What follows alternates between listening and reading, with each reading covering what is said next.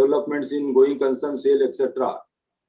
In this context, FTCCI is organizing this webinar on the journey so far and recent developments in the IBC regime, and for understanding the current position of law relating to insolvency in India. Our learned speakers will enlighten us on the constitutional validity of IBC 2016 and key amendments to the Insolvency and Bankruptcy Code 2016 and other processes. I am sure the deliberation will enrich our knowledge. Thank you. Thank you, President. Thank you very much, sir. Thank you, President Sri Ramakant Inani Garu. Now I request Sri CA Naresh Chandra Gelli Garu, Chair, Corporate Laws and IBC Committee, to give his introductory remarks. Naresh Garu, namaskaram. Namaste. Namaste, Ramakant sir. Good morning to the President of FTCCI, Sri Ramakant Inani ji, our advisor V.S. Raj Garu, co-chair Taslim ji, office Lakshmi Madam, and the speakers of the session, Mrs. Sushila Ram Verma, C.S. Raghubabu, and C.A. Revati Raghunathan, and to all the members who are participating for this webinar on the topic of IBC, journey so far and recent developments. Friends, I would welcome each one of you for this very important topic. And as President has broadly highlighted the objectives of IBC and the progress that has happened, I'm sure the speakers will take us through the latest developments that have taken place in last few months and few years, and also ensure that's a very interactive session. And the changes are far-reaching. I'm sure with such an eminent faculty and speakers who have a hands-on experience on the various cases of IBC, I'm sure the session would be very interesting. And I would now request Ms. Tasneem Sharif to please carry forward and continue with the program. Thank you. Thank you so much, everyone. So the first speaker we have Mrs. Sushila Ram Verma. I'll read out her brief profile. She'll be taking us through the topic key legal provisions in corporate insolvency and judicial pronouncements. Madam is an expert legal professional having 25 years plus years of experience in handling multifarious legal work. Her expertise lies in advisory and transactional work and domestic and international arbitrations, cross-border dispute resolutions. She is the co-founder and chief consultant of Indian Lawyer and Allied Services, a multi-city business and commercial boutique law firm having a pan-India presence. We welcome Sushila Ram, Madam. Madam, the dais is for you. Thank you. At the outset, namaste to all who are present. I take this opportunity to do a short introduction on the Insolvency and Bankruptcy Code. Now, let me just give a short introduction by informing the audience as to what was the law before the IBC came into play. Earlier in India, we had 4 different types of laws that dealt with restructuring and insolvency matters. These were the Companies Act, the Sikh Industrial Companies Act, the SARFAESI, or the Securitization and Reconstruction of Financial Assets Act, and the Recovery of Debts Due to Banks and Financial Institutions. The presence of multiple laws, multiple forums created a lot of complexities, and as such, it was felt that there should be one common law that would service companies, partnerships, and individuals and deal with the issues across the board. Having this in mind, the legislature came up with the Insolvency and Bankruptcy Code, better known by its acronym, that is IBC. IBC sounds as easy as ABC, but sadly, this law is not so simple.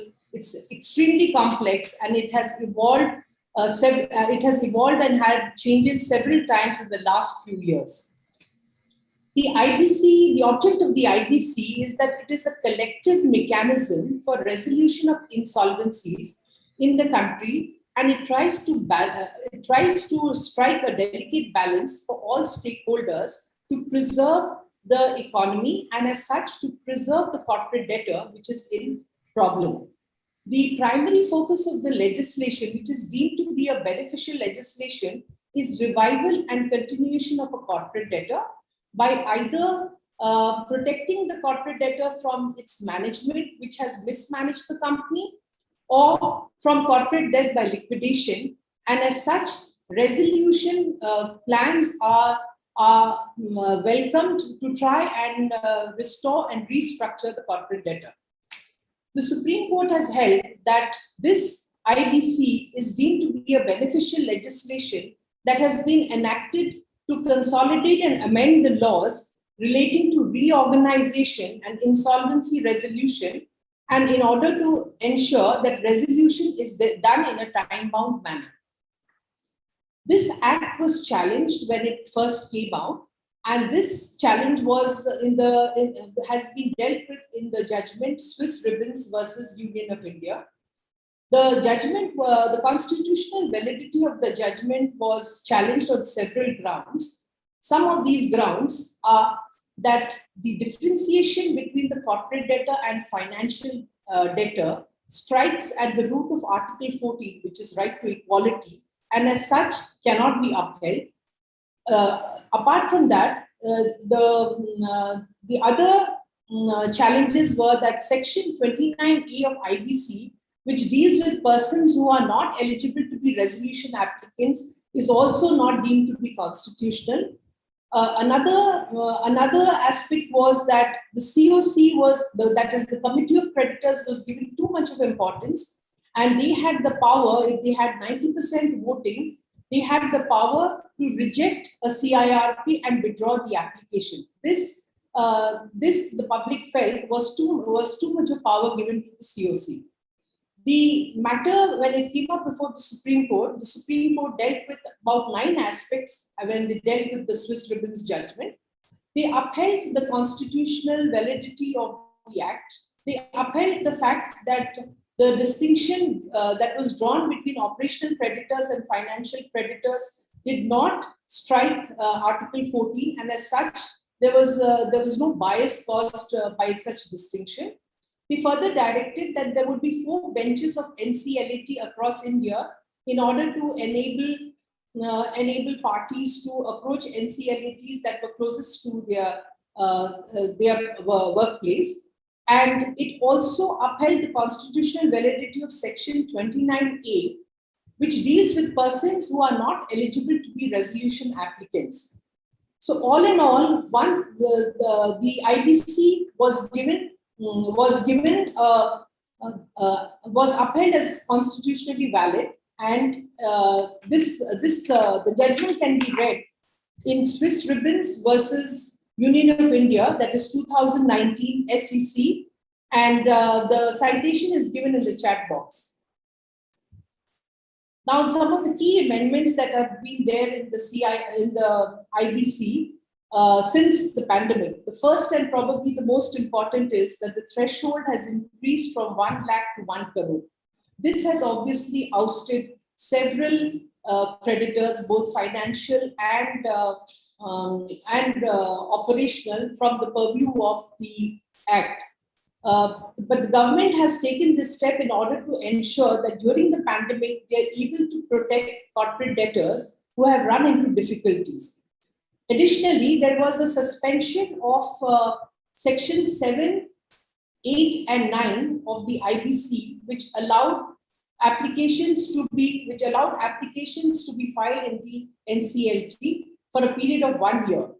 So this period of 1 year, now when calculating limitation, the period of 1 year is deemed to have been suspended, and one gets a limitation of an extra 1 year because of the suspension period. Now, let me explain as to who can approach the IBC. A financial creditor or an operational creditor can approach the IBC if there is a default. Now, default would mean that it's a non-payment of a debt which was payable in part or in full and which the corporate debtor has failed to pay. So if you have a default, then you can certainly approach the NCLT. As a financial creditor, you have to have a strength of at least 10% of the financial creditors in the same class.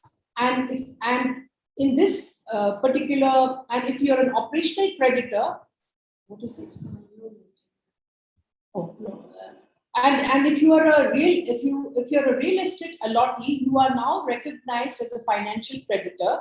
But in order to file an application in the NCLT, you again need 10% of the total number of allottees when filing a matter in as a financial creditor in the NCLT.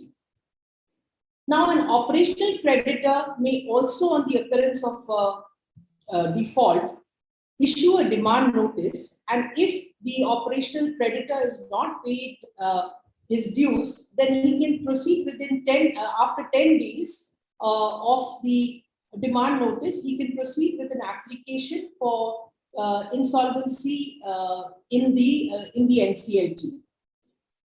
The corporate debtor itself can also apply for insolvency under Section 10 of the IBC. Now, these are the three situations when an application for CIRP can be filed in the NCLT. Now, there are certain persons who are not entitled to file a CIRP proceedings under the IBC, and these are dealt with in Section 11 of the IBC, which is corporate debtor, which itself is undergoing a CIRP proceeding, or a corporate debtor who has completed CIRP 12 months prior to the making of the application, or a corporate debtor or a financial creditor who has violated terms of the resolution plan, or a corporate debtor against whom liquidation has been allowed. Now, the next thing that comes is the stage as to when such an application can be filed. The application can be filed when the debt becomes due. So, if the debt has become due and a default has occurred, then the debt, in order to recover the debt, a financial creditor or an operational creditor can move the NCLT. Now, the process in the NCLT is supposed to have a quick process. They therefore call upon all documents that are required to prove that there was a debt and there has been a default to be filed before the NCLT. These would include commercial sales contract, invoices, correspondence, etc. Once the court is satisfied that yes, there has been a default, the chance is given to the corporate debtor to pay the dues. If the corporate debtor fails to pay the dues, then the matter gets admitted. Once the matter gets admitted, thereafter it is taken over by the committee of creditors, who then decide as to what should be the fate of the company, and applications are welcome for resolution of the company. One of the most important aspects of filing of an application in the NCLT is that there is a moratorium that is declared on all pending suits or executions, and any other, and there is a prohibition on transfer or encumbrance of any of the assets of the corporate debtor. Once this is done, all suits that have been filed against the corporate debtor are suspended up to such a time as the matter is decided by the committee of creditors. Now, once the committee of creditors sits, then once the matter is admitted in the NCLT, the IRP is appointed, who is later, of course, the RP, and he, along with the committee of creditors, takes the decisions as to how to move forward. I think I will just pause here because my part of the talk is only up to this part. I will only deal upon two other aspects, one of which is applicability of limitation. Now, the Limitation Act 1963 is also applicable to the IBC proceedings. The limitation period is 3 years from the date when the right to apply accrues. In case there is a delay in filing of the application, then an applicant can resort to Section 5 of the Limitation Act, which allows condonation of delay in certain specified situations. Now, for computing the limitation period from 15/3/2020 till 14th March 2021, the Supreme Court has held in its order of 8/3/2021 that the said period will be excluded while counting limitation.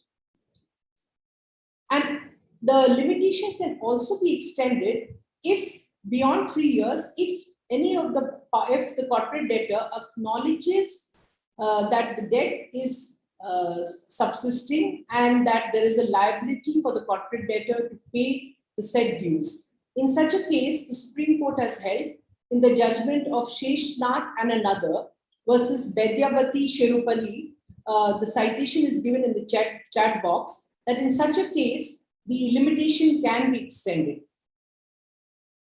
Now, I would like to now deal on certain very important judgments that have been passed by the Supreme Court in matters relating to the IBC.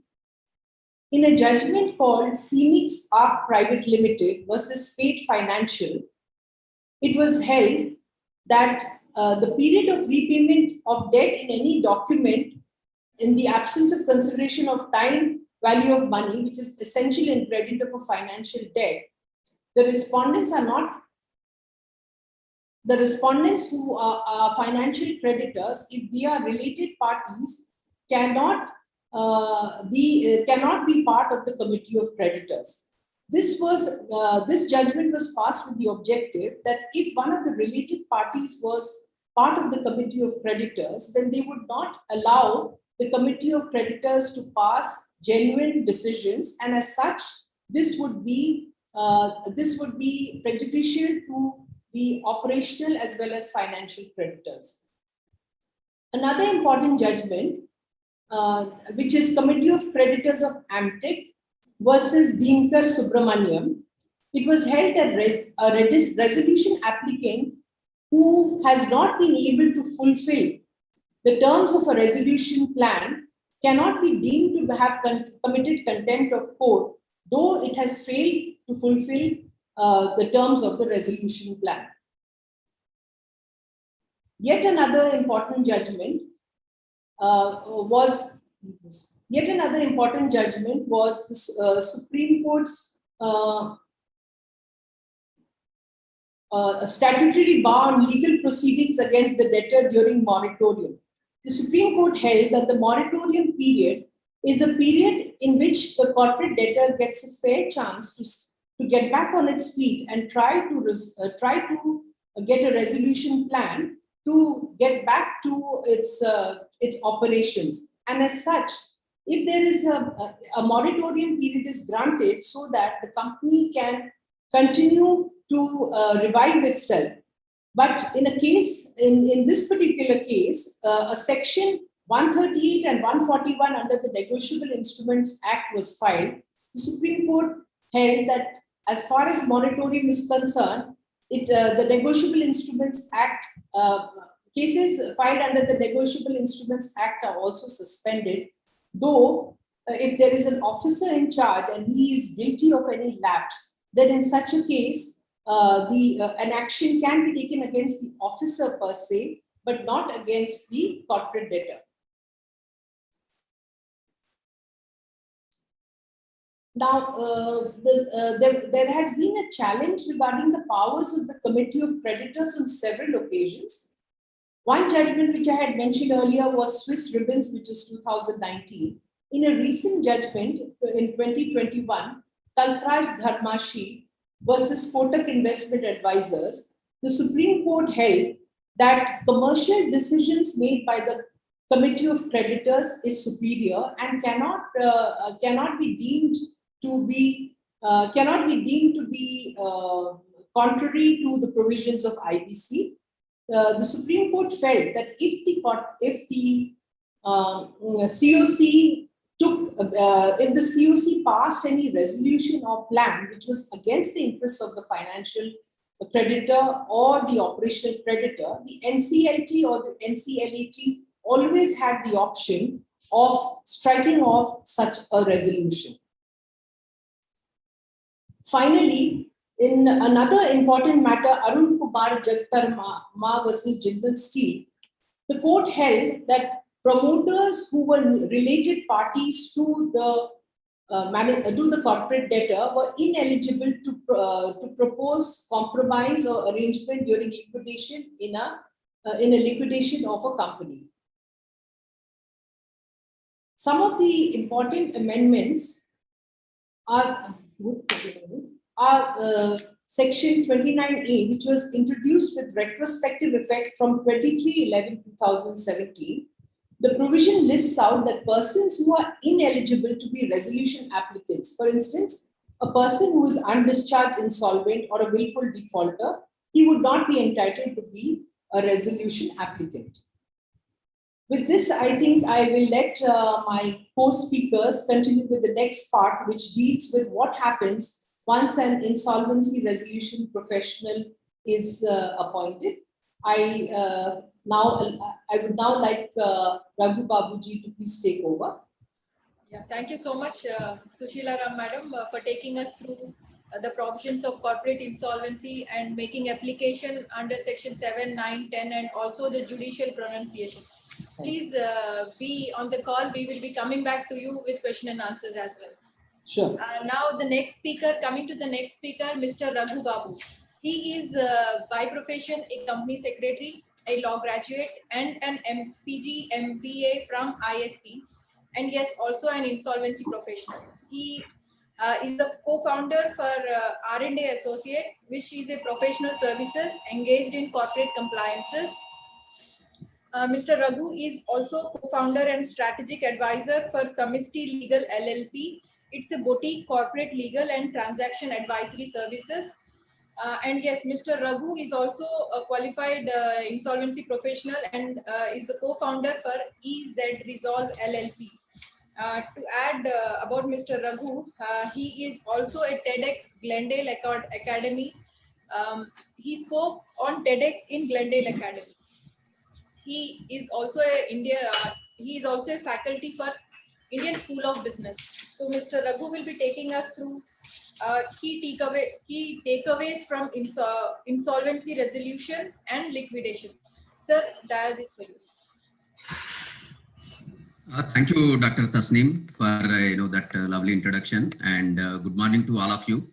And thanks for the FTCCI giving me this opportunity. And me and my other co-panel members, will try and justify this session 2 hours on Saturday morning. I'll take around 20 minutes, and then I just want to give a couple of high-level comments, and then I'll get into the topic. This law came in 2016, and since then, last 4 or 5 years, after the GST, this is the law which has transformed, which continues to evolve. Government has taken so much of commitment to bring this law and implement the way government thought it. In terms of amendments and the IBBI and the regulator, IBBI, as well as the Supreme Court, entire judiciary committed to implement this law, very well. And a lot of amendments have come in. The first 1 year, 2 years, there was a lot of behavioral change in the corporate debtors, that if I fail to discharge these liabilities, maybe I may be dragged to insolvency, whereby I will lose the management control. Never in the history of Indian, corporate or businesses, management went from a promoters and the old management to the new management. Even under the BIFR regime, management was continued to be with the same management. But the IBC brought in this huge change from a debtors control to a creditors control. This is what was asked by the lenders, that they have been, there are some people who are not performing, but despite that we are putting money and controlling them. That is where this whole thing came in, and that was one major fundamental change prior to IBC and after the IBC. Change in control from to the corporate debtors to the creditors. That's one. Second, the speed. I think entire objective was speed is the mantra. When you say companies going through insolvency, there's a lot of stress, cash flow problem. So the definition of stress is defined from a what you call erosion of net worth to kind of cash flow test. Do you have a cash flow, enough money in the bank to pay to your creditors? If you don't have, then there is a problem. Let us fix it. So that is where it becomes very, very important how quickly we can fix this problem. There was another objective with which very, very time bound, the process has been laid down. I mean, these are the couple of things, basis which the law was introduced. And initially it was going great. In the ease of doing business ranking, just because of the IBC, we scored 40 additional points. I mean, these are all good things with which we have started. It was going great.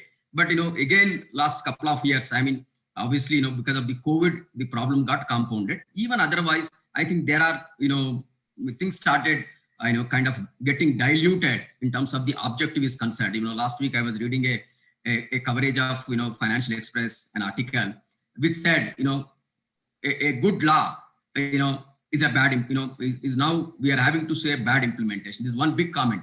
Second, whatever objectives we have set, in less than 4 years, I think somewhere it is getting derailed. As a corporate, as a professional, what we want, a simple law to implement and follow. But somewhere I think there is everybody is concerned today. I think is it getting derailed? I think we need to fix it before it gets completely derailed. Today is already the speed has come down. We went to maybe 60 kilometers per hour. Now maybe we are at 20, 30 kilometers per hour kind of a speed. I think this is one big concern for country, business community, and everybody. I think maybe government should start addressing this. With that high level comment, I just wanted to share my experience. Particularly, my goal is to see once company gets admitted into insolvency, what all it went through, the challenges and some of the takeaways. Over last 4 years, me and my firm handled close to 15 matters at various stages. That gives me a decent amount of experience and competency to talk about the subject. So once company gets admitted, there are only limited outcomes. There are 3 outcomes. Outcome 1, you could though company gets admitted into insolvency, you have an option to get out of insolvency, which is called settlement or a withdrawal. That's one outcome. Second is the resolution, means company is getting resolved to get out of the insolvency. That's the second outcome. The third outcome is the liquidation, because I am not able to resolve this company to get out of the insolvency, then it has to go to a liquidation. These are the 3 outcomes. The first outcome, which did not exist when the law was introduced, quickly government realized that there may be cases which are not fit to be insolvent, go through the CIRP.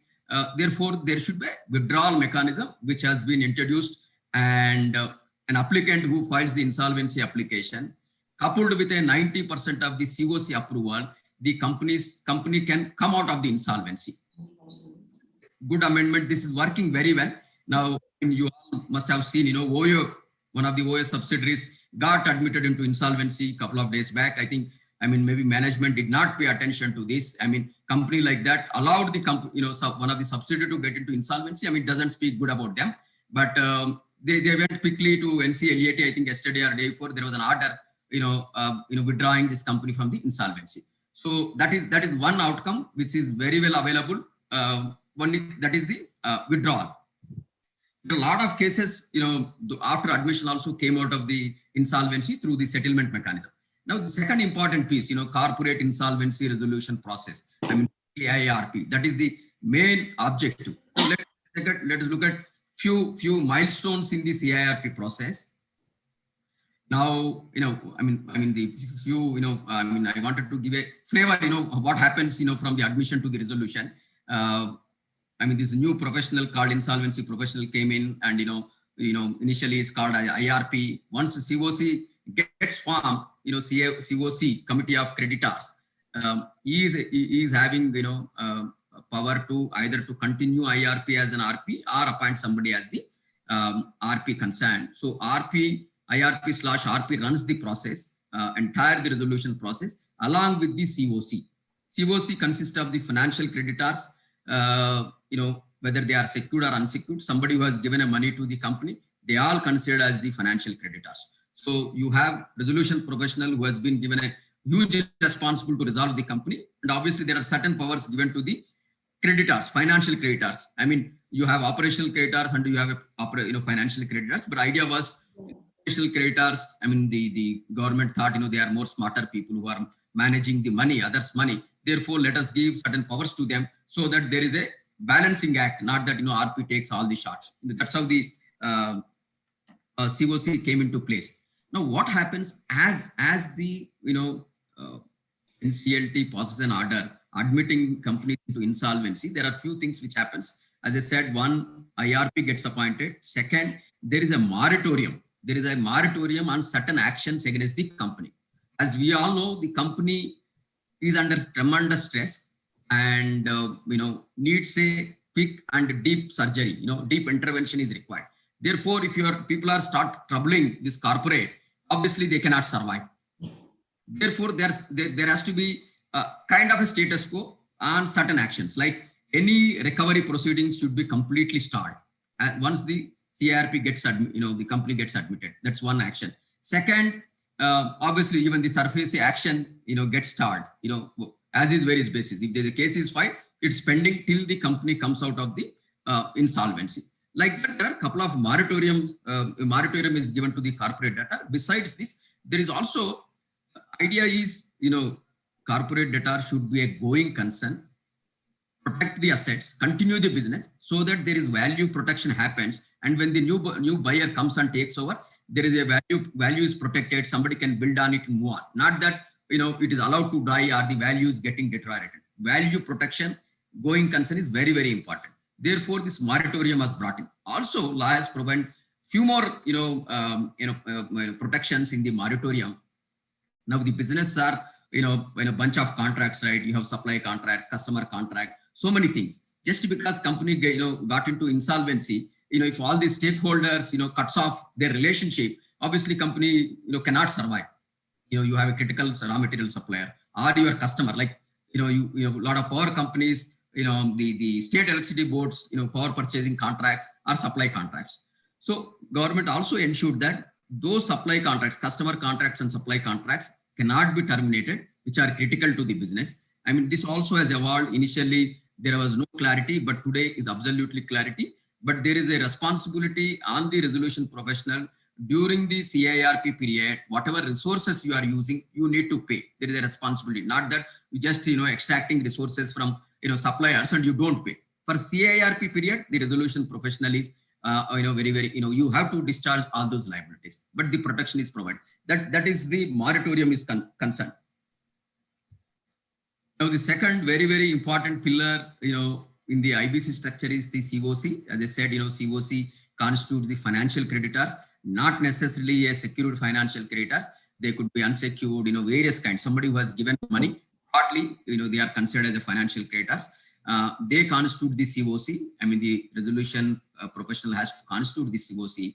Now, I mean, before this, there is a claim, a collection of claims from the various stakeholders. As an IRP, as you get appointed, you have to give a public notice and collect claims within 14 days. All kinds of claims. Anybody owes money from this corporate debtor, please get the claims collected. Claims could, as multiple categories: secured, unsecured, financial, operational, government use. Collection of claims is one primary duty. And who forms part of the COC, committee of creditors, is all financial creditors. Now, there is a little bit complexity in the claim verification. It is not easy job, particularly sometimes you have large number of creditors, where the debt is more than 1,000 crores, 5,000 crores, 10,000 crores. Companies like SR, Bhushan, you have thousands of creditors. This is a complexity. Now the financial creditor claims where there are interest bearing. Now those interest calculations have to be done. What we have seen, when the company is a standard asset you are servicing, there are a lot of penalties and penal interest the lenders do not charge. Once you say company gets admitted into insolvency, when you have to put a formal claim, these lenders, either ARCs or commercial banks or a term lending institution, they go back to their documentation, look at what all claim, the penalties interest they are entitled for, they put all of them. Prior to admission, if the debt was 200 crores But because of the, the multiple penalties and interest they are entitled for, when they put up a claim, the 200 crore is become 400 crores. I mean, but I mean, are they not entitled? They are not, they are entitled, but there is there's nothing can be done about it. But, initially we could not understand, but, slowly we understood. I mean, this is how it is. When you are claiming, you will claim what legally, contractually you are entitled for it. Therefore, you get more cake, when it is distributed. So that's and then how the COC takes decision. I mean, 66% of COC voting power has a significance. Lot of decisions of COC need 66. Lot of decisions of COC are driven by 66% voting power. If the CD has to take an interim finance, it needs approval, and a resolution plan approval needs 66%. And a liquidation, resolution requires 66%. There are certain things which requires 90%. There are certain things requires 51%. Majority is 66%. The another challenge, area which needs to be evolved and fixed is the interim finance. Now, we are talking about these corporates. I mean, we know, right? I mean, they are already having a cash flow problem. They are not able to solve it. There is a huge stress. Therefore, the company landed in insolvency. Now, the goal of CARP is to do a going concern. The existing lenders don't want to extend money, further money. Even there is a lot of hesitation to fund the expenditure. That problem is yet to be solved. But as an RP, how do you write? You don't have enough money. So evolution of interim finance for the CARP operation is not still solved. Companies having some cash, decent operation, they are able to manage. I mean, they are doing very well. But where with a little working capital, you can run the operation, but there the interim finance is not available. I mean, my own case, one of the company I have been the resolution professional for a poultry farm, which is going through a very, very tough phase. And, obviously, poultry industry is very, very volatile. Last 1 year, I have learned a lot about the poultry. Very, very volatile. Today, egg price is 4 rupees, tomorrow 450, next day is 350. I mean, you're talking about, you're dealing with the live birds, but the company did not have money and COC could not give me the working capital. There was a delay, in taking over of the operations. Only with the NCLT intervention, we could get the working capital. Then we took over, we are running the operations. I mean, that's the, one of the challenge yet to be fixed, interim finance for the CARP period.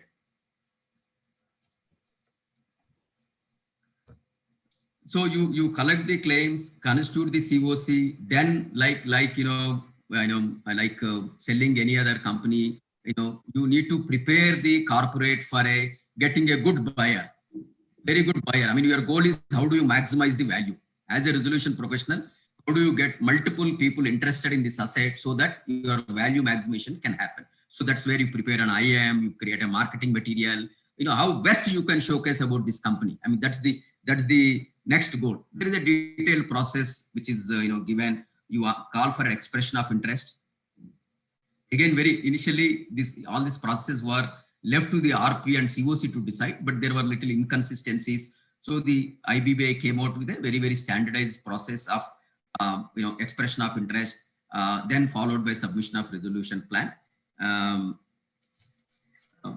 That's how you seek, who is appropriate resolution professional, resolution applicant who can acquire this company. Now the question comes, who is eligible to bid these assets, take over these assets? Is the existing promoter can take back his own company? That was a big question mark initially, 2017-18. Some of the existing, the old promoters who started coming and bidding for their own assets, which was to happen in, I think, SR and all of that. And government quickly brought in an amendment and brought in section 29A. What it says, who are ineligible to acquire the assets of the corporator. Again, this amendment came in great haste. Today, section 29A is very, very vast. It covers, whole bunch of, disqualifications, who is undischarged insolvent, who is a willful defaulter, and also if that company account became an NPA for more than 1 year, then those promoters also ineligible, including the related party and all. The definition has become very, very vast. And I mean, in some way, this is also creating a problem, which is also one reason for large number of companies going into the liquidations. Now in India, I mean, I keep saying 90%, 95% of the companies are run by families and the, families, it's not the institutional, funded, 90% is the families who run it, way more, only maybe 5% or less than 5% are run by with the institutional capital, institutional ownership, where diversified, investor holding and the professional management and all that. So there are a lot of traits which, there's a know-how which only promoters have, which cannot be, transmitted. So the 29A has become one big roadblock today in resolution. What, government would have done, I mean, the whole intention is a default is a willful default with an ulterior motive, they should be penalized. But there are situations where default is, beyond the control of the promoter due to genuine market reasons. But even then, we are branding everybody as, ineligible. That is one big problem, which we are currently having. Government quickly realized and then brought an exception to the MSME companies. The MSME company went into a corporate insolvency. Those promoters can bid for their own assets, provided, I mean, there was, the promoter was not a willful defaulter. That's again very good sign. I mean, that is giving a little relief to the MSME companies to come and bid for their own assets.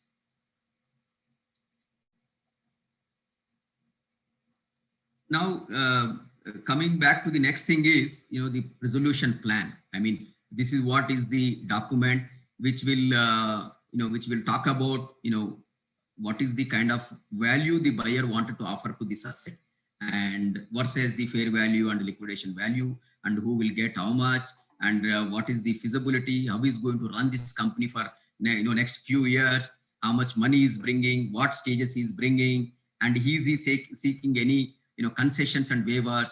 That is what is the plan meant to be. Just on the 29A, I mean, Supreme Court in the SR Steel, interpreted and came out with a guidelines. Related party definition under 29A is very vast. SR Steel was, currently acquired by ArcelorMittal. When they have bid, his brother's company somewhere, they have defaulted to bank. That is where they were made, what you call, ineligible. A relative where you don't have control also covering under 29A. Therefore, Supreme Court said, any related party or a relative, if you don't have a control, that should be excluded. I mean, that's a, that has set a, a reasonable boundary, more practical boundary for the 29A. So coming to the resolution plan, as I said, this covers all these pieces. The more importantly, from a resolution applicant perspective, somebody who is coming to buy, what he wants, he wants how clean this company is. I mean, okay, how clean is difficult. I mean, obviously there are issues. But the thing is, do I know where I am getting into? What is the status today? What are the assets? What are the liabilities? Who are the employees? What are the current liabilities? Now, am I going to get dragged by the prior liabilities? There are contingent and crystallized, uncrystallized liabilities. Where people have not submitted the claims. There are creditors who have not submitted claims because they don't know whatever reason. Second, there are potential claims, contingent liabilities. What is going to happen? Do I have, as a resolution applicant, immunity from these liabilities? This is the question, biggest question. Again, it took some time, and finally, government introduced Section 32A, giving immunity to all the prior liabilities as well as the prosecution for the violations happened prior to this CIRP. Now, I mean, again, while we brought this Section 32A, but still there is a little litigation going on. Particularly, we have Prevention of Money Laundering Act, and then the IBC. ED, I'm talking about particularly a Bhushan Power and Steel. I think Bhushan Power and Steel is acquired by, I think, I think JSW, I think. Now, the after the resolution plan is approved, before the money is put in by the resolution applicant, ED has attached certain properties of this company. Obviously, which has taken, it was surprise to applicant, to every stakeholder. Government immediately brought this amendment, but the NCLAT said, attachment cannot happen. IBC overrides the, PMLA, but the ED now went to Supreme Court and challenged this. Now that finality has to happen. Definitely resolution applicant should get 100% clean slate. Only then they would be interested. The whole purpose of why we are going through NCLT, it's a clean slate. So that I think we are there almost 90%. I think once we achieve 100%, from an applicant, the buyer's perspective, this is one big issue which they have been waiting. I think will get resolved.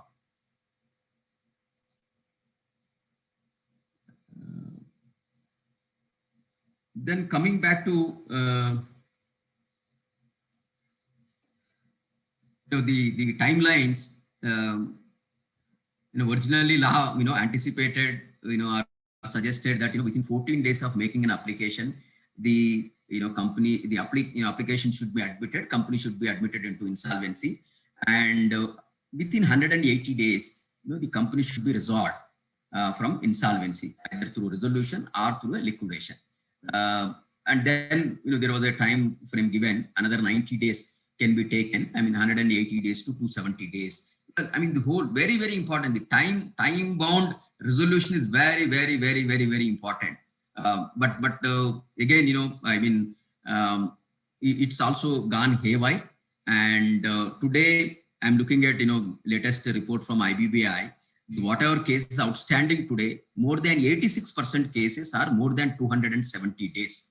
Now there are resolution applicants who have put in a money. The resolution application has been approved by COC. It is filed with the NCLT, but there is a lot of litigation which is coming, either pre-admission stage, after the admission, during the CIRP. There is a lot of litigation coming up. Some of the litigation is very genuine. Supreme Court and NCLAT have quickly got into this, resolved and set the decent precedents. But despite that, still there are a lot of frivolous applications which are coming, which needs to be kind of disposed of immediately, and see that resolution happen very, very quickly. They have a couple of matters where resolution plan is filed more than 1 year, and there are bank guarantees given. Generally, whatever is the resolution plan amount, 10% of the resolution amount, you take it as a bank guarantee for a performance. Now banks are looking at how quickly they get back this money. Unless plan is approved, they cannot get back their money. So while we have a one situation, large number of companies are going into liquidation. Between the ratio, if you look at it, for every one company there are 4 companies going into liquidation. That's where I think government is conscious. The exception to MSME in the ineligibility, pre-pack and all that. But the speed is concerned. Definitely a lot of work needs to be done. Enabling more bandwidth to the NCLTs, and how to arrest the frivolous litigation so that the resolution happens very, very quickly. The another one problem area, or the area to be addressed, the role of COC, how effective COC is functioning or needs to function. They can influence this process, positively as well as counterproductive. What is still is not reconciled or not in sync with them is it a recovery proceeding or a resolution proceeding? Recovery as a lender or a financial creditor is very simple. I have put 100. What is my recovery? When is my recovery? Am I getting 60? Am I getting 30? Am I getting 40? Am I getting today? Am I getting tomorrow? The whole insolvency resolution is not a recovery proceeding. It is resolution proceeding. Idea used to see that the entity survives and then recovery happens later. But there's a little misalignment which needs to be addressed. And the other another important thing, as I said, financial creditors all constitute the COC, when the resolution plan comes, when the applicant puts the money on the table, how that should get distributed. In the case of liquidation, it is very, very clear. But in the case of resolution, I mean, the kind of option is given to the resolution applicant. Obviously, COC will influence their decision making. Even here, there was a lot of gray area, but at least today it is settled. Not that all creditors can be treated uniformly. Same class of creditors should be treated uniformly. Again, I think this, I think Bhushan Steel, or I think Bhushan Steel, where Tatas have purchased. I think that went to the Supreme Court, and then Supreme Court laid down the guidelines in this matter. Now, whether the unsecured and secured can be treated at par in the resolution. Obviously not. It should not be. Then what is the purpose of security? The secured creditors holding the security. That is where Supreme Court said same class of creditors should be treated uniformly. Your secured creditors should be treated uniformly within themselves. The second charge holder should be treated uniformly within themselves. Unsecured should be treated uniformly within themselves. Now, that's a another clarity which has come in. Maybe I'll stop here, and then maybe during the Q&A, I think we can spend some time. That's. Thank you so much, sir. Thank you for taking us through the detailed takeaways from insolvency resolution. As you rightly said, the speed is the mantra. Every case should be time bound, and very beautifully explained the three outcomes of the IBC Act. We hope that it is resolved within the withdrawal and resolution stage itself, rather than going to the liquidation process. Then coming to our third speaker, CA Revati Raghunathan. She is a senior partner at A. Raghunathan and Company, which is called as ARCO. She has a long list of accolades, which I will condense it. Okay, so she is a treasurer of SIRC of Institute of Chartered Accountants of India, chairperson of Committee of IBC and Valuation Standards, and Committee on Capital Markets and Investor Protection. She is also the managing committee member of Hindustan Chamber of Commerce, a member of Regional Audit Committee of SIRC of Institute of Chartered Accountants. She is also co-author of Finance and Facilities for Experts, writer for professional magazines. Madam, the dais is for you, madam. Thank you very much, Dr. Tasmin. Can you hear me? Yeah, please. Okay, fine. So at the outset, thank you very much to the managing team of FTCCI for extending this invitation, and also to Naresh Gelli sir, my professional colleague in the SIRC, for inviting me to be a part of this program today. And this is the first time I'm interacting with the FTCCI members and all the renowned speakers here, Sushila Ram Verma and CS Raghu Babu. So it's a pleasure to interact today. It's actually a little, the groundwork has been done by Advocate Sushila and Mr. Raghu Babu. And now I'm going to talk to you about the latest amendment which has been brought in by IBC. I think I've been given 20 minutes. In case I'm exceeding it, I request the managing team to please point out to me, because sometimes you tend to get carried away when you're talking. Prod me, please, if I'm exceeding the time limit. So before I move on to what exactly pre-pack is, I also wanted to speak to you about, why the insolvency, even though it has been touched upon by the previous two speakers, unless and until I speak to you about this, I'm not going to do justice to why pre-pack was thought of and why it has been brought in by the government. See, actually, our central government, this government has been making bringing in a lot of economic reforms to make India a great place to do business. And if you see this World Bank Group's doing business reports and the Global Innovation Index and the ease of doing business, in all this, establishing an insolvency regime was extremely important. It was one of the 10 criteria which was there.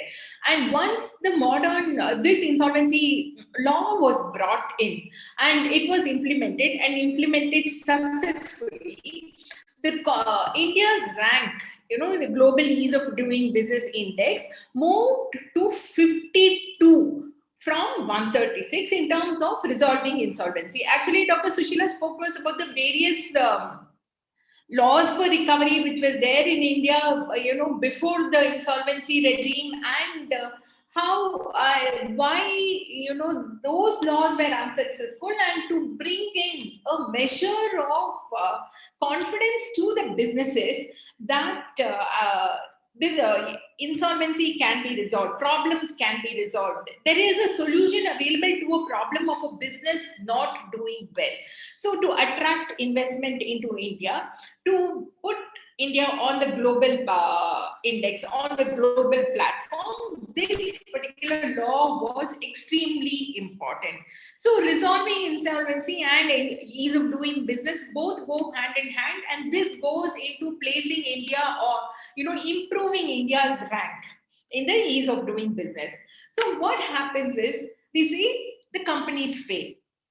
Why do the companies fail? They fail mostly because they're not able to innovate, or they're not able to keep up with the competition, or it may also be because the company, the industry is in a business which is not viable any longer, or there are other external exogenous factors, like the company is not able to keep up with the market innovations, keep up with the competitions, and they become unviable. So it becomes necessary that these companies close, and the resources which are within, caught up within these corporates which are flailing to do the business, this should be released for other competing users, and the entrepreneur also should be relieved to pursue other opportunities. Also, what happens, I spoke to you about the external factors. There are also some endogenous factors which is there within the company itself, where the company may not be doing well because of the inefficiency of the management. Especially, my two speakers along with me, they will agree that most of the companies which come into insolvency, most of them, I'm not saying all of them, most of them come into insolvency mainly because of the internal mismanagement of the company, and also because in most of the cases there is a lot of diversion which is happening, and now that this insolvency in place, the reasons why a particular company is not doing well is brought out into the fore. So it is mainly that internal inefficiencies in running a company properly, in complying with the laws of the country, in taking care of your employees, taking care of the market. All these come into force, and also companies will not do well due to some force majeure circumstances like the coronavirus, which is happening now. So for all these things, these companies are viable, but for these circumstances, exogenous, endogenous,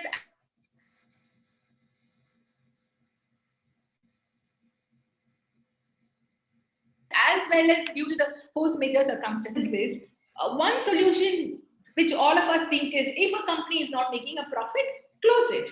No, that is not at all a solution, because it is not in the interest of the stakeholders. See, when an entrepreneur puts up a business, then immediately, an ecosystem is in place. Your shareholders, your stakeholders, your creditors, your employees, your suppliers, your customers, and finally the economy. So if a company is not doing well, shutting down the company is not at all a solution.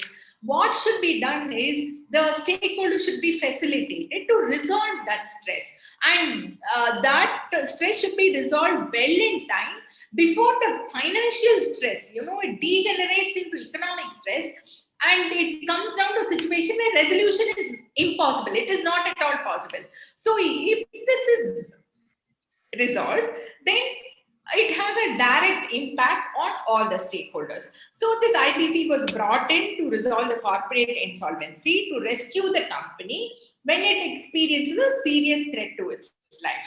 We should actually see the insolvency with a broader perspective, that it is going to put the corporate debtor back on its feet. If you see the preamble to the code itself, it will talk about the maximizing the value of the assets of the company, resolving the insolvency, maximizing the value, and promoting entrepreneurship and availability of credit for all the stakeholders. So, Raghu sir was talking about the resolution applicant. So, if there is a resolution applicant, that is not the CD himself, the company itself, this resolution applicant can continue to run the corporate debtor as a going concern. Then every effort should be made to see that it is possible. And now what happens is, even after a company is ordered into liquidation, the law enables the liquidator to sell the corporate debtor as a going concern. So it enables a revival and continuation of the CD by protecting it from its own management. Because we all know that if a company is going to be liquidated, it means that the death of the company is certain. So what does the code do? It mandates revival of the company in a time-bound manner. Why? Because as the time passes, undue delay is going to reduce the value of the company. And when the company is not in sound financial health, prolonged uncertainty about its ownership and control make resolution remote, maybe also impossible. So you have the strict adherence to timelines, which is the essence of triggering the process of the insolvency. So insolvency is an evolving, as sir also said, it is an evolving legislation, and there have been around 5 amendments to this from its journey from 2016. What I'm going to talk to you about now is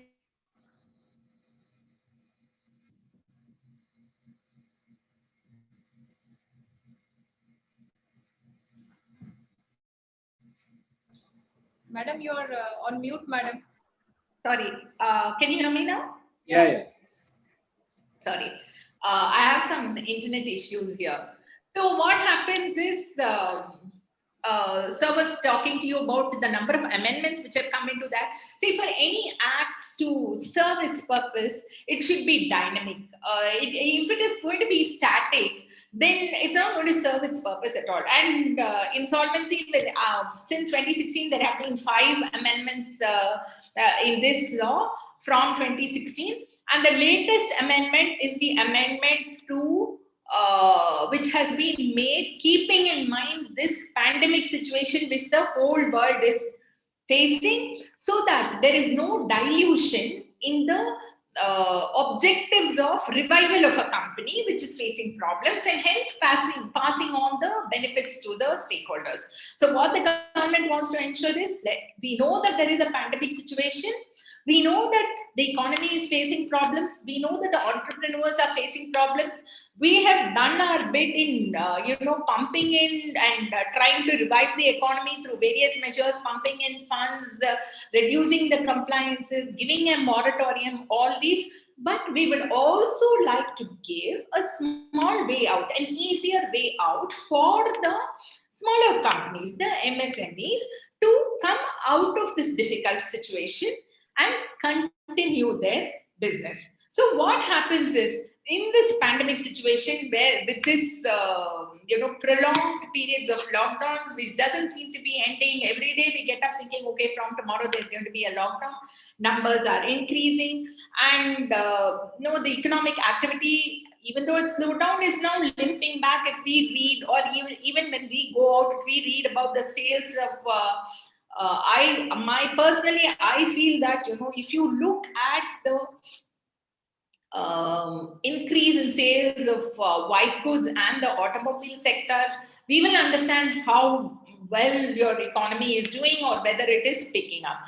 So across the world, many companies, both big and small, all of them, UK, US, Europe, all these countries, big and small companies are filing for bankruptcy. And global corporate insolvencies are forecast to increase by 26%, and India is not far behind.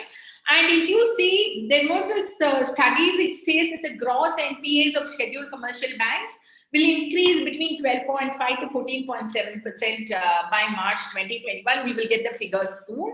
And to mitigate these, this economic slowdown, this increase in gross NPAs, the government, like I told you, has already done the moratorium on loan payments, infusion of liquidity, relief and asset classification, and they brought in the suspension of the code. If you all would know that from March 25th, 2020 to March 24th, 2021, the code was suspended, and the threshold of default, to put a stop, to suspend the industry from proceeding in, pulling into the insolvency companies for any reason, from 1 lakh to 1 crore. So the default was increased from 1 lakh to 1 crore. But this is anyway not giving us any kind of relief due to the COVID. So what I want to talk to you now is, having laid this, talk to you about the pre-pack insolvency process, which is the PPIRP. So what is happening? These corporates which are bulging with stress now due to the pandemic, they need a resolution framework, which is a hybrid process. See, we already heard from Mr. Raghu and Advocate Sushila about the compliance framework. A lot of legality is involved in the CIRP. Sir walked you through the process, how an application is admitted, how public announcement, the moratorium, then calling for resolution plan, and if the resolution plan fails or if it is accepted, what happens? And if nothing goes through, you move into liquidation under section 33, and then later on your entire liquidation process goes through. You have a time-bound process of 330 days here, and then the 1 year for the liquidation, and it's entirely legal. And if you see earlier, before the IBC, there was a semi-informal way. You speak, the debtor and creditor sit across the table and they negotiate within the RBI framework. They negotiate then you had the other laws which were there. You have the Companies Act 2013, which talks about section 230. So what is now, pre-pack has been brought in now, is a hybrid of both. It brings in a little bit of court-supervised insolvency framework, and also the out-of-court restructuring schemes to facilitate the resolution. So this brought in the pre-pack. So as the nomenclature itself is suggesting, pre-pack is a restructuring plan in which the debtor and the creditor, we should understand this before, that is prior to filing for insolvency, they sit and they work out a restructuring plan, agreed restructuring plan. So the debtor and the creditor sit and agree on a restructuring plan, which is called as the base resolution plan, prior to the insolvency filing, and then they file for insolvency in the court, and everything is expedited after that. So what happens is, during the PPIRP, it causes minimum disruption to the debtor's business activity. Why? Because one, when the PPIRP is initiated, the control of the company does not move out of the corporate debtors, the promoter's hands, the partners in an LLP. So what happens? It causes minimum disruption. Because in CIRP, if you see, the moment an application is admitted by the NCLP, that day the board gets suspended. Whereas in PPIRP, it does not. The data continues, the corporate data continues, the management continues. So what happens? It combines the PPIRP combines the efficiency, speed, cost, flexibility, binding effect, everything of the formal insolvency proceedings. Further, what it does is it offers several advantages. One is like I told you, the informal process, and two is a shorter time for closure, which is 120 days. If you see in CIRP, they say 180 days, then you get a 90 days, and now excluding all the time spent on legal litigation, it is 330 days. So prior to, since the process for, working out on your base resolution plan happens prior to filing your application, it provides the flexibility. So the stakeholders, who are the stakeholders? Your debtors and creditors, the financial creditors mostly, they sit and they work out a consensual and efficient strategy for resolution. So what happens, the basic tenets of IBC, which is value maximization, is being met here, and resolution is again met here, and it is time bound. So it is time bound and it is faster because most of the intense work is done before the commencement of the formal proceedings in the court. So why do we need a quick resolution? Because if a company is going to be in a stressful state for a longer time, the value of the company gets eroded, and ultimately, the value disappears, and it makes resolution very difficult. And so this pre-pack works out as a very fast resolution, preserving the maximization of the value and possibility of resolution. In fact, if you see, it has been observed in UK, pre-pack has been completed within a matter of hours after appointing of the administrator. The second one is the cost effectiveness. The process takes less time, so the litigation costs are also reduced, and the CD is continuing with the existing management. So there is no disruption of business, and it continues to retain its employees, suppliers, customers, and investors. And the process itself remains away from limelight. And because of that, the stigma associated with liquidation or insolvency is avoided, and most of it is conducted outside the court, so the interface with the court is also reduced. And value maximization, I told you that it stays lesser within the state of stress, so the value depletion is reduced.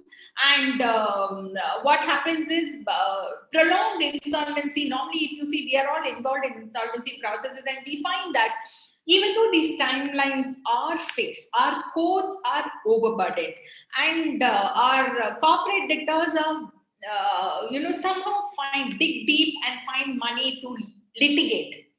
So what money could have been used in preserving the value of the company goes into litigation, and the time involved in this litigation, both by the RP and by the promoters of the CD, and the time involved by the court, it is enormous. And like sir told you, for one company which is resolved, there are 4 companies which are not getting resolved. So this value maximization is really not happening too well in the regular CIRP. So if you go into the MSME sector, where especially with the new definition of MSME, the MSME will not be able to withstand the prolonged CIRP. That is why this pre-pack has come, and pre-pack also enables job preservation. The employees do not lose their job.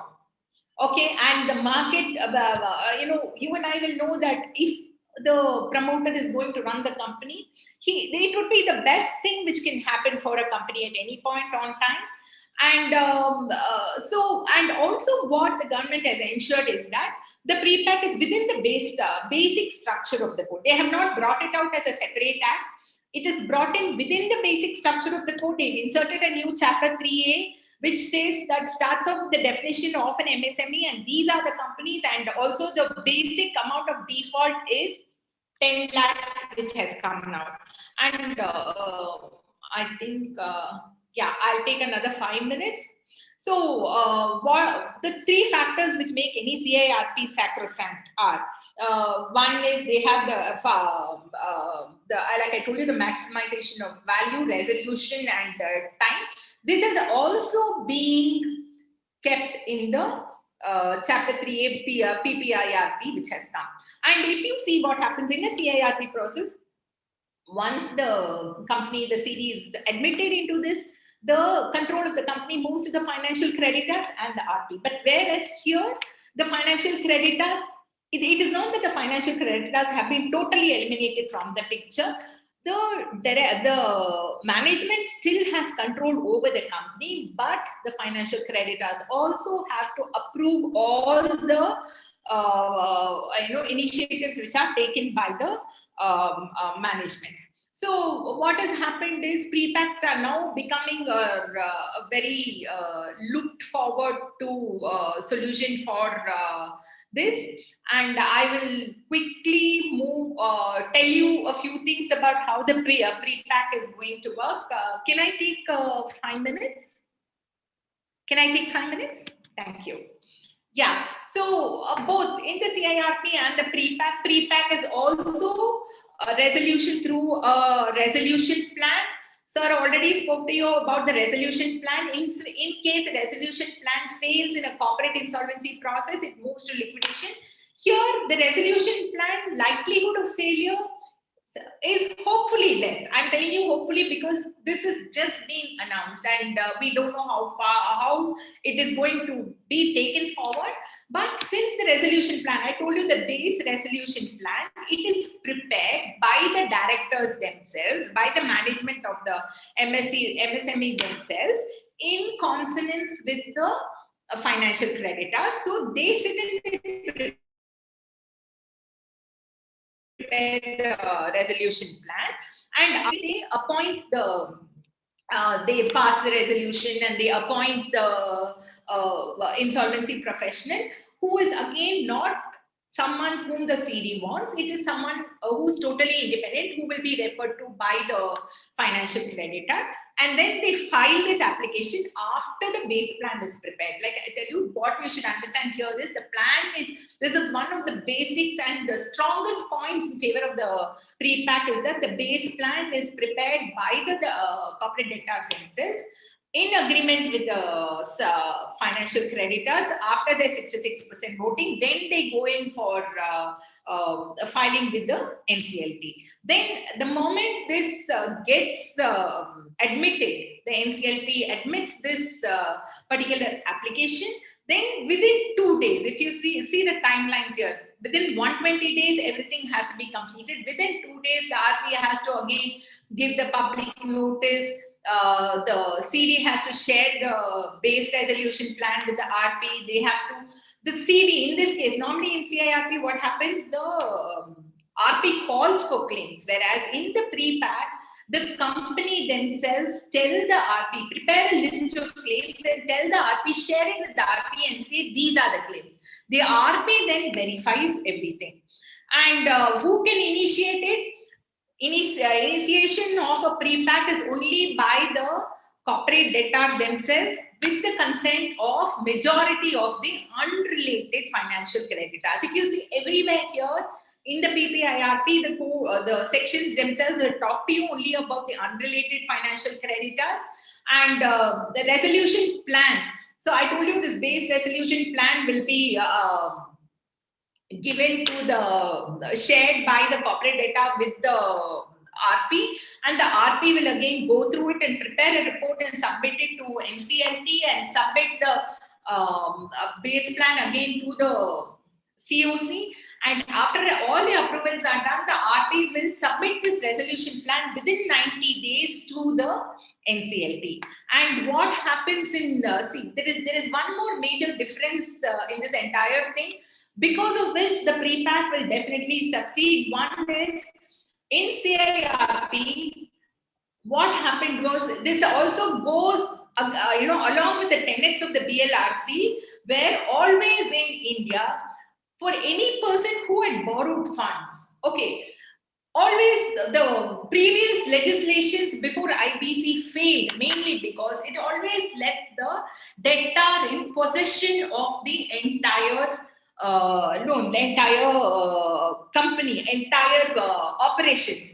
Whereas once IBC came, it was it moved from the debtor in possession to the creditor in control. How was the creditor in control? Through the COC and through the RP. Whereas if you see this PPIRP, debtor is still in possession. The creditor is in control. Debtor is in possession and creditor is in control. So what happens? The management is still having control of the company. They will still know how to run the company. And the creditors also approve whatever is the management which is doing. So what happens, the role of RP is resolution professional is again appointed with the consent of the unrelated financial creditors. He conducts the entire process. He verifies the claims which are shared by the CD, and then the information memorandum which is prepared in the CIRP by the resolution professional.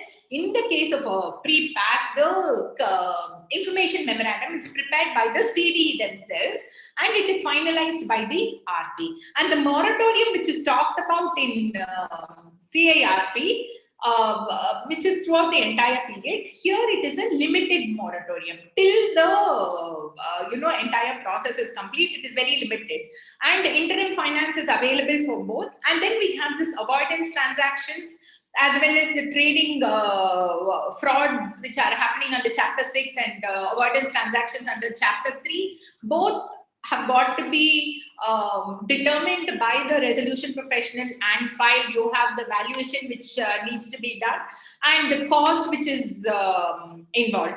Next, you have this invitation for resolution plans. In the CIRP, it is a public process, whereas in the PPIRP, it is a first right is given to the promoters and then it works on a Swiss challenge basis. And you have the approval of the resolution plan by the COC and then by the NCLT. And another difference between your corporate process is termination of the process is not allowed, whereas in PPIRP termination is allowed and closure is also allowed. And one other thing is that if there should be a minimum of 3 years between two pre-pack applications by a corporate data. So this is, to prevent people from doing this kind of a shopping which they normally do, especially the promoters. So the regulations have been announced yesterday. So the act has been codified and the regulations have come, and we can start seeing a lot of these applications also coming in. So I'm sorry if I've exceeded my time. Thank you very much. I'll move on to the MC. Thank you so much, madam. It was really very crisp and the new amendments were explained very briefly. Thank you so much, Revati, madam. And I request Mr. V.S. Raju, who is obviously having more than 40 plus years of experience, to just give his takeaways in 2 to 5 minutes. I'm sure you will benefit from this.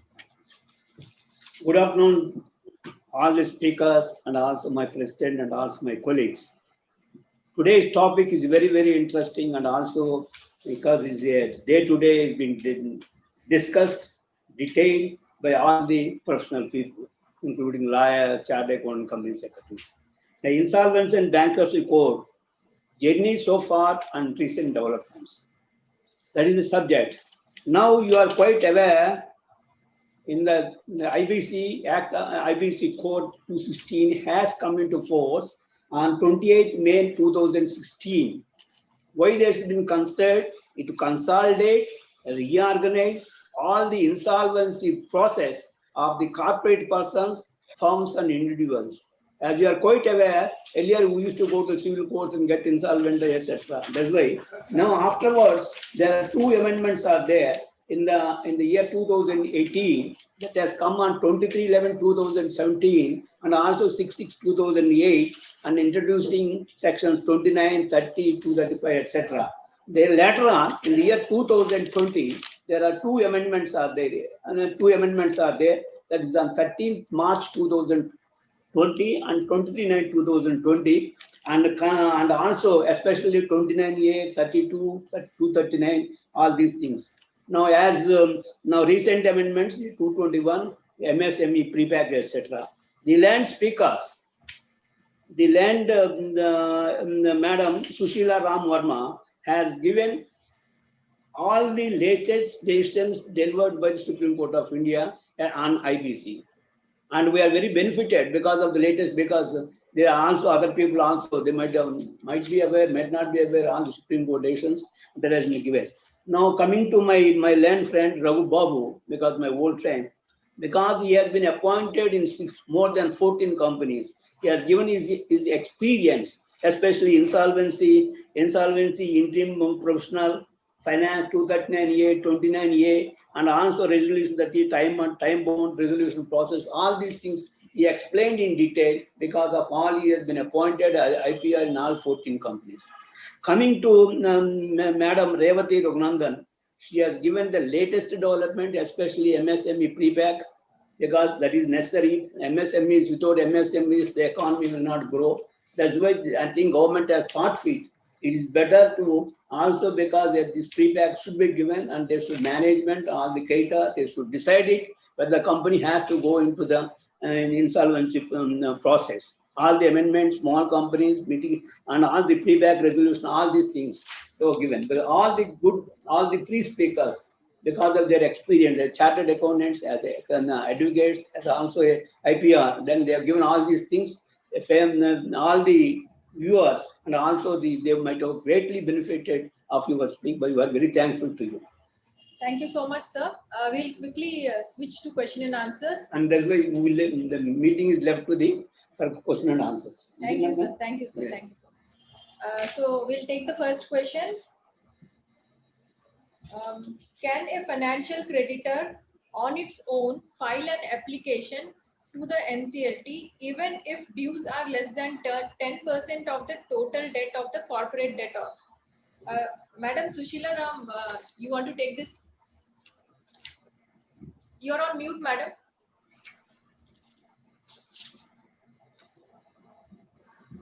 You're on mute, madam. 1 second. 10% is mandatory under the Act. So there has to be 10% of the same class of creditors in order to file application in the NCLT. Yeah, hope that's clear, Mr. Srinivas. Coming to the next question, which is also from Srinivas. Section 12 of the IBC Act states that the resolution process must be mandatory completed within 330 days. But cases like SR took more than 800 days. Are there enough checks and balances now through the IBC amendments to ensure that it is time bound? I think Raghu Babu sir can answer on this. For that, I just wanted to, comment on the earlier question. Sushila ji, I think, this 10% is not relevant. The only thing is 1 crore. should have been 1 crore or more. That is the minimum. That is the. When the default is 1 crore or more, he can file. There is no relevance to whether his debt is, constitute 10% or more of overall debt. No, regarding that question. Yeah, the first time question. Time taken of more than 330 days, something. Yeah. You want me to read the question again, sir? No, I mean, say, I think one of the cases in the Supreme Court said all the timelines given for all the stakeholders, they are mandatory. Now, it comes to the NCLT and NCLAT, they have said it is directory. And there are multiple, problems, in terms of, the huge number of cases, there are a lot of complexities, evolving law and the COVID. Therefore, I think things are getting delayed. So maybe the more infrastructure is required. We need more members. So a lot of support mechanism needs to be created so that I think happen. That's why I will add, NCLT is overburdened. Now, if you see the entire list for a daily list, out of 60 cases, say for example, 50 cases are IBC 7, 8, 9, 10, 29, all those things, etc. Yes. That's why it is taking a lot of time.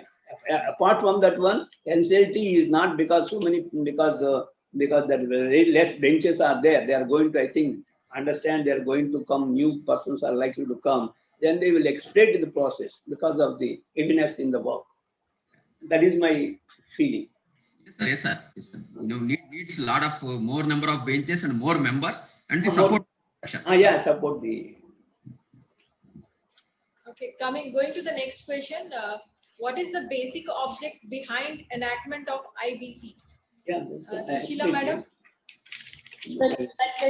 Like I said, it's a beneficial legislation which wants the corporate debtor to revive itself. The idea is the revival should happen either by infusion of funds or and also by doing away with the present management which has failed in achieving the objects of the corporate debtor. No, I will also add, if you see the background of the introduction of the IBC Act of 2016, it said to consolidate and amend the laws relating to reorganization and insolvency resolution of the corporate persons, partnerships, firms, and individuals, and time-bound manner for maximization of the utility of the assets of the. That is the actual background. I have taken from the Act of 2016. I'm just. The preamble lays the ground. It is Preamble, yeah. Yes, madam. I have taken from preamble only. And yeah. Yes, sir. Next question. Does resolution applicant get immunity from all prior liabilities and prosecution? Raghu Babu sir, you can answer on this. I think that is reasonably certain. I mean, that is reasonably certain with the amendment 30, I think section 32 reduced. I think now the resolution, can get, on a clean slate. He is immune from the prior liabilities and prior prosecutions. That's why I will add, I think there is a recent decision of the Supreme Court. If the mismanagement is not there, there is no mismanagement, if there is no fraud, etc., of the erstwhile management, they will not be liable. Otherwise, if there is any fraud, etc., then the whole management also can be involved in the process of litigation. That is, I think, that is the clarification has been given. Yes, sir. Yes, sir. Yeah. Thank you so much, sir.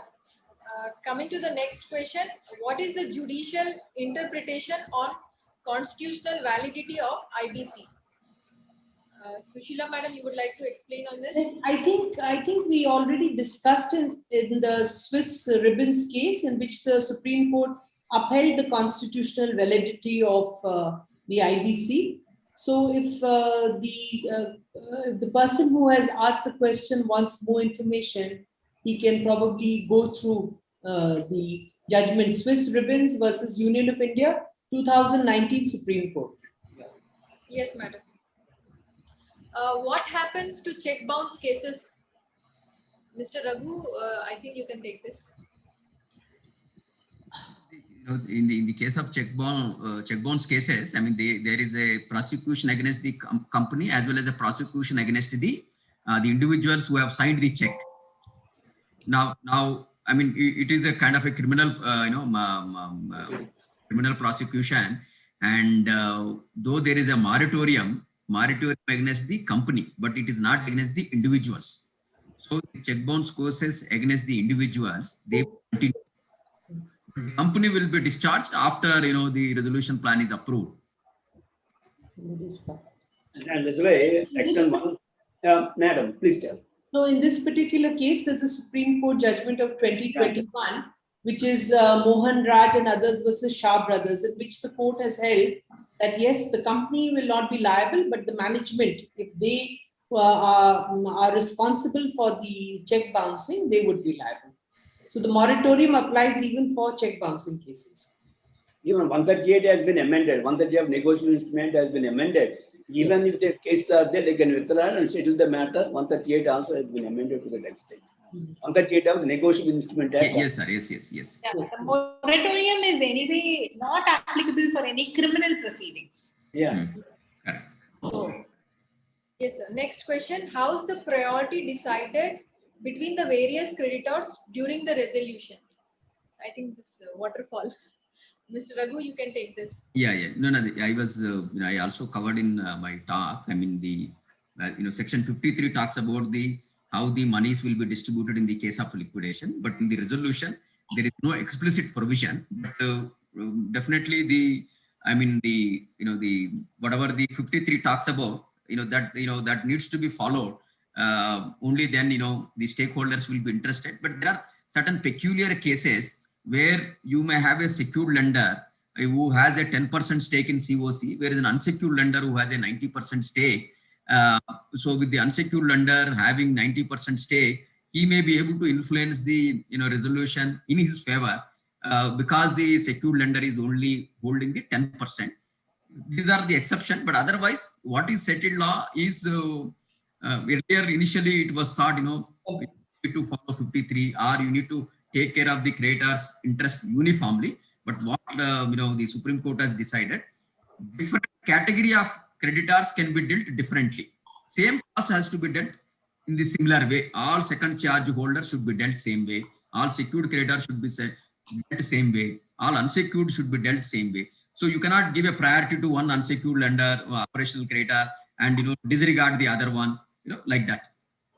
As well to add, earlier 1956 Act very clearly states 539 because employees, the dues to the employers and workers first, then afterwards government dues, then the secured creditors and unsecured. That was actually the 1956 Act 433, 539 says like that. It's a corresponding section has been given 52, 53, as you rightly point out, you have to see.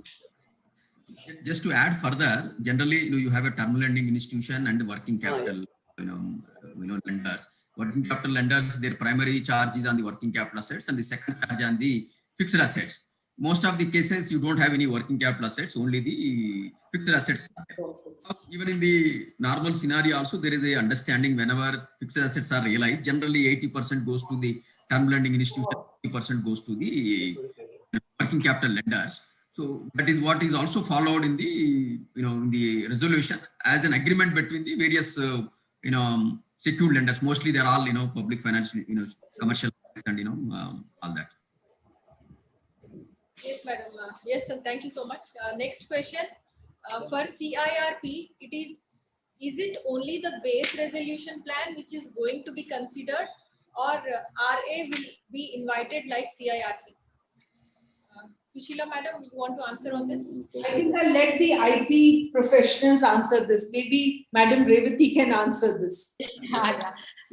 See, actually, I think the question is regarding this pre-pack resolution plan. The priority will be given to the base resolution plan, which is prepared by the management themselves. But if it is not acceptable or it is not going through because of any reason, then the RA will invite other resolution applicants, and it will be generally through a Swiss challenge kind of a method, where a Swiss challenge is the promoter is then asked to match the resolution plans which have been received on the basis of the RP's invitation. So this is how it will proceed. Thank you, madam. We'll move on to the next question. If the corporate creditor doesn't get the details of the process by the RP, then how to proceed? So anyone want to take this? Well, you can make an application before the NCLT. That's the only way out. But there is a Supreme Court case which says that operational creditors also have a right to know what is going on in the COC. And they should not be completely ignored. If there is some information that has to be shared that they ask for it, that information should be given. They may not have voting rights, but they have a right to information. They have to move an application and involve the IRP also as one of the parties to the process. Yes, that's also there. I did it very recently in NCLT because I was having some difficulties. Yes. Raghu might be knowing. And I mean, generally, as an RP, you need to take, every stakeholder into confidence, engage with them, share the information, all that happens. But sometimes RP hands also very tight, where lack of cooperation from the CD and, the employees. There are, difficult situations also where RP is going through. Yes, but if you're the largest operational creditor, then you should be considered. Then you cannot. In fact, they told me go to NCLT and get an order. So I went and got the order. IRP job is very, very difficult job. Because we were facing earlier with the liquidator. Because so many people write to the liquidator when to go to liquidation, to answer them is very, very difficult. Now the IRP is very, very, to face all these things is very tremendous and very task. That is what my experience is. I was just going to suggest that one of the IPs, please throw some light on liquidation as a going concern, because that's an important aspect which we have not really dealt with. Will one of you just Revati ji, you want to go on? You can please share. Liquidation as a going concern, I would say that, the liquidator will first take the opportunity to go through Section 230 of the Companies Act. They'll try for some compromise and arrangement, and if that fails, they will move on to liquidation. So liquidation as a, my own perception of this is that all avenues have failed during CIRP. That's why liquidation is ordered. Yeah. But as a going concern, courts are giving you an opportunity to go through this Section 230. But 230, if it goes through, fine. But Yeah. if it does not go through, it is straight away a liquidation. That is it. You've already written the death sentence by giving the liquidation. But after that, revival is right through this Section 230. And if that is not going through, then it is the entire process of liquidation would go through. That is my perception. I don't know if sir will have any other opinion on it. Any possibility is there for compromise, arrangement as required on Section 230 of the 213 Act. That is what they will not take there once it goes. The NCLTs and NCLATs are, the whole judiciary trying to say that, the going concern continues, there is no liquidation. Yeah. Even during the liquidation, let us give one more opportunity. I think that is, it is happening. But the beauty here is, sometimes initially it didn't sink to us, liquidation and then going concern.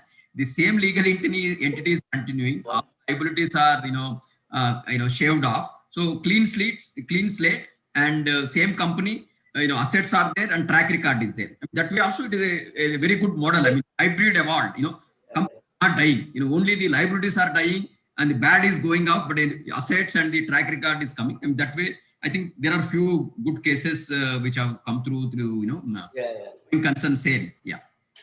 Then as well as when you file before NCLT, the honorable member, they say, why don't you settle all these things? Why you are going there? Exactly, sir. Exactly. That's what you are facing it. Then we will ask the parties, Hare Baba, why don't you settle? It's only less than 1 crore, you have filed it. But earlier, before this enhancement of that 1 crore, so many people, so many applications are pending there, less than 1 crore. That's why Raghu is very, very... Thank you so much. Coming to the next question, can someone throw light on the Limitation Act applicability? If it is applicable, how is it applicable? Sushila Ram Verma. Limitation Act is applicable to IBC proceedings so that it is 3 years from the date of default.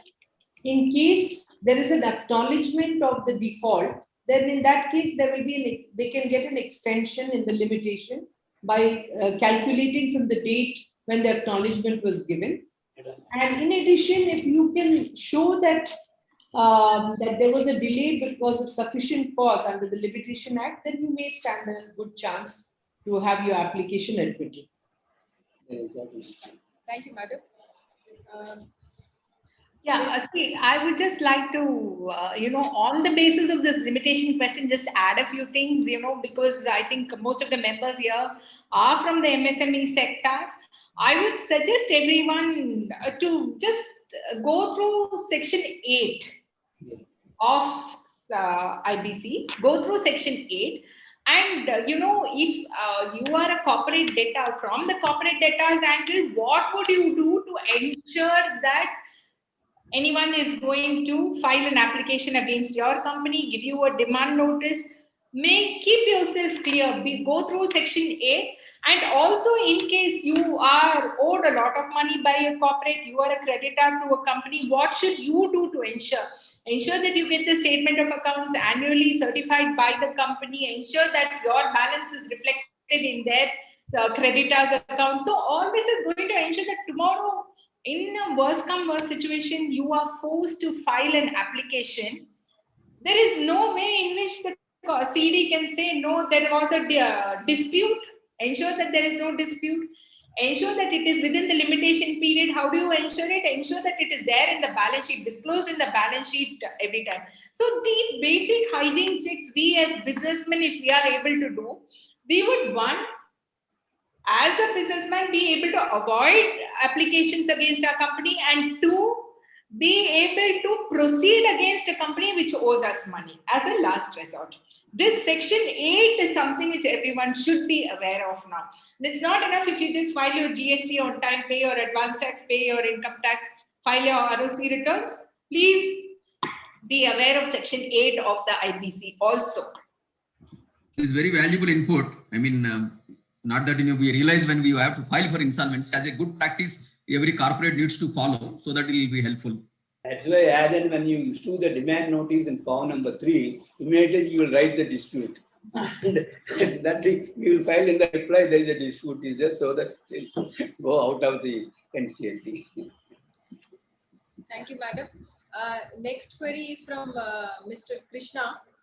Need some clarification on the default with respect to COVID suspension period.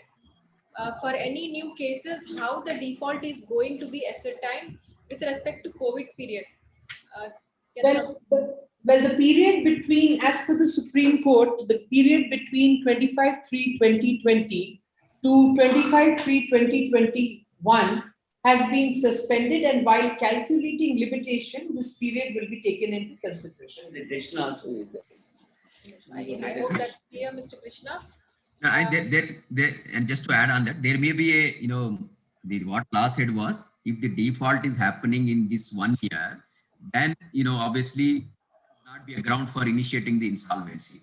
But, there is a stress, in the last 1 year, it has not happened, but it's happening now. But somebody can interpret, this is COVID related test. Definitely default prior to that, obviously they have a validity. But I mean, we may see, little more, judicial interpretation on how to interpret this. If the cause is that, during that 1 year, during the COVID, that cause has happened, but the default happened a little later, may also be considered. We'll have to wait and see.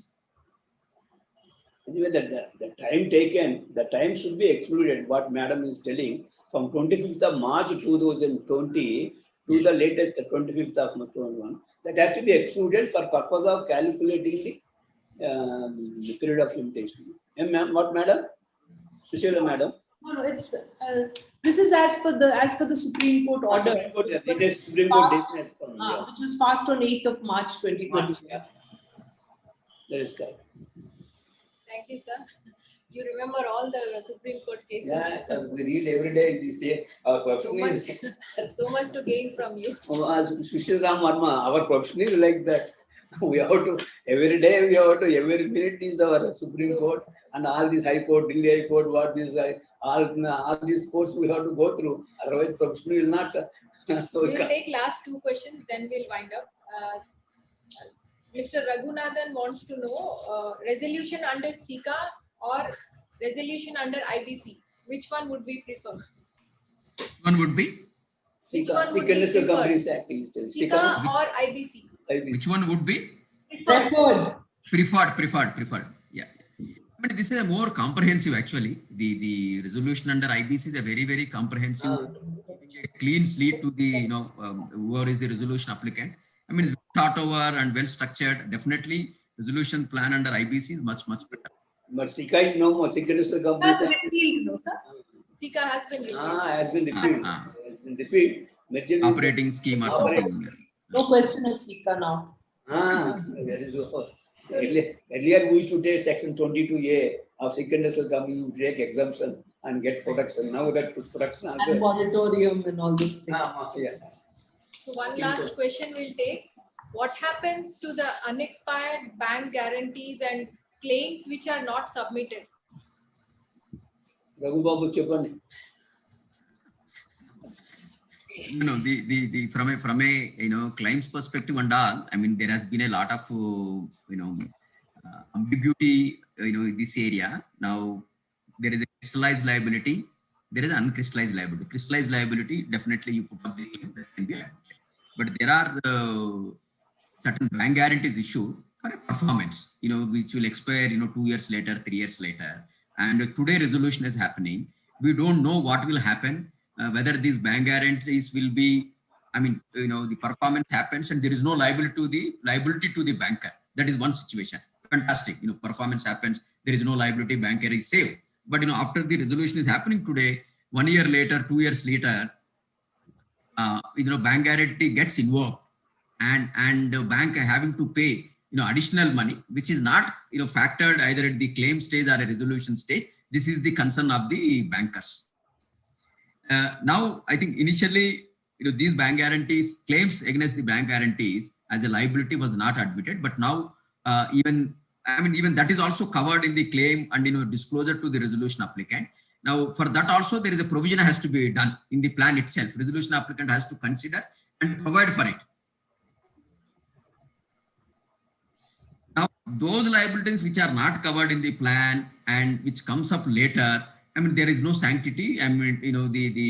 Those claimants cannot go after the CD in the new avatar. Thank you, sir. I think we can close the question and answer session. We will go ahead with the vote of thanks. I'm sure with the type of questions, we could analyze that the listeners were very, very obedient and we are trying to grasp the maximum knowledge from our eminent speakers. I thank Sushila Ram Madam, C.S. Raghubabu, C.A. Revati for explaining with so much ease and crisply the IBC laws, judicial pronouncements and the various amendments. Thank you so much, eminent speakers, for your valuable time. I thank Mr. Ramakant Inani, President of FAPSI, FTCCI, for giving his valuable time and gracing the occasion. I also thank Mr. V.S. Raju, our senior, our past president, for giving his valuable inputs on every issue. Yes, our chairman, who could not be present throughout the meeting because he is not well, Mr. Naresh Chandra Geli. Thank you so much, sir. And yes, of course, FTCCI team and Lakshmi Madam for supporting all the time. Thank you so much for your valuable time. Thank you, everybody. Thank you. Thank you. Nice catching up. Thank you all. Thank you so much. Thank you. Thank you very much. And also, thank you so much. Thank you.